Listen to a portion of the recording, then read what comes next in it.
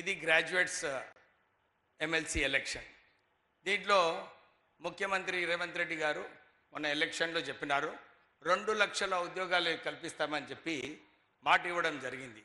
దాని ప్రకారంగా ఇప్పటి వరకు 54,000 ఉద్యోగాలు మన యువతకు అందరికీ కూడా కల్పించడం జరిగింది. గ్రాడ్యుయేట్స్కి అందరికీ కూడా ఇదొక మంచి అవకాశం.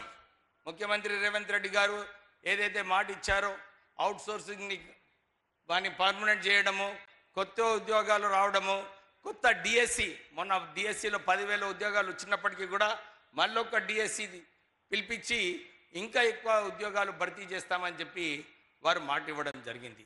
ప్రత్యేకంగా మన మంచిర్యాల డిస్ట్రిక్ట్కి ఒక పవర్ ప్లాంట్, మన సింగరేణి పవర్ ప్లాంట్ని 850 మెగావాట్స్తోని ఇంకొక ఎక్స్పాన్షన్ చేసిన తర్వాత అక్కడ కూడా 5,000 ఉద్యోగాలు కల్పించడం జరుగుతుంది. ఇవన్నీ కూడా మన మంచిర్యాల డిస్ట్రిక్ట్ గ్రాడ్యుయేట్స్కి ఉపయోగపడుతుంది.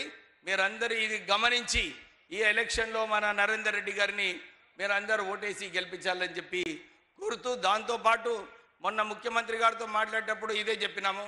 మా ప్రాంతంలో చాలామంది బీద ప్రజలు ఉన్నారు. మీరు ఎస్సీ ఎస్టీ బడ్జెట్లో ఏదైతే 15 నుంచి 18% వరకు ఈసారి బడ్జెట్లో పెడతానని ఒప్పుకున్నారో దాని వలన చాలామందికి ఉపయోగపడుతుంది. ప్రత్యేకంగా ఇక్కడ ఏదైతే మీరు పోయిన ఎలక్షన్లో మాట ఇచ్చినారో ఒక నేతకాని కార్పొరేషను, లిడ్ క్యాప్ కార్పొరేషన్ని మళ్ళా దాన్ని రివైవల్ చేస్తూ మాలా కార్పొరేషను, ఇవన్నీ కూడా ఈ 15%లో వస్తుంది ముఖ్యమంత్రి గారు. సో ఇది ఈ బడ్జెట్లో, ఎందుకంటే ఐటీ మినిస్టర్ గారు కూడా ఉన్నారు, మొన్న అసెంబ్లీలో వారిని కూడా విజ్ఞప్తి చేశాము. మీరు ఈ బడ్జెట్లో ఈ నిధులు కేటాయిస్తే డెఫినెట్లీ గ్రాడ్యుయేట్స్ అందరికీ కూడా ఉపయోగపడుతుంది. ప్రత్యేకంగా ఏదైతే మొన్న 1000 కోట్ల రూపాయలు శ్రీధర్ బాబు గారు రిలీజ్ చేయించినారు ముఖ్యమంత్రి గారి ఆధ్వర్యంలో, సబ్సిడీ ఎంటర్ప్రెనర్స్కి, ఎవరైతే కొత్త ఎంటర్ప్రెనర్స్ ఉన్నారో వాళ్ళకి 1000 కోట్ల రూపాయలు రిలీజ్ చేయడం జరిగింది. దాంతోపాటు ఇంకో 3,000 కోట్లు పెండింగ్ ఉంది ముఖ్యమంత్రి గారు, అది కూడా రిలీజ్ చేస్తే మా పిల్లలకు అందరికీ కూడా ఉపయోగపడుతుంది.